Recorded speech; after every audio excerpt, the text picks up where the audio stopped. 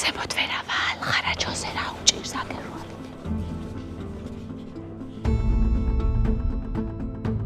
ხო ვიცოდით რომ მოზაიკას თვალის ქვეშ ქონდა პრობლემა. ახლა ნახე რამდენი თეთრიც. აქაც ქონდა ყელთან მაგრამ ეს ახლა კარგად უნდა შევადარო ძველ მდგომარეობას, მიცა აქ რომ აქ ნახე? აქ საერთოდ არ ეტყობა. ესაა ძველი ვერსია. მარტო თვალთან ეტყობა. არა, ოდნავ, მაგრამ აქ ნახე, საერთოდ თეთრი.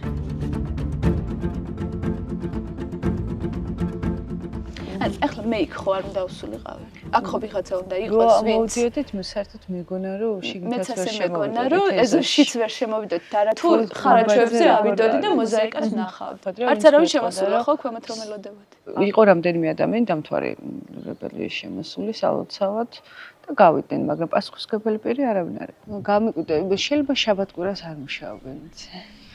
არის რამე ნეტარის გაკეთებაც ახლა ჩვენ შეგვიძლია. რა უნდა მოვითხოვოთ ისიც ნაკლებად მე. ალბათ უნდა მოვითხოვოთ პროცესების გამჭვირვალობა. საყდრისი აფეთქდა, ბაგრაც საკმაოდ ზიანი მიადგა წინა ხელისუფლების დროს.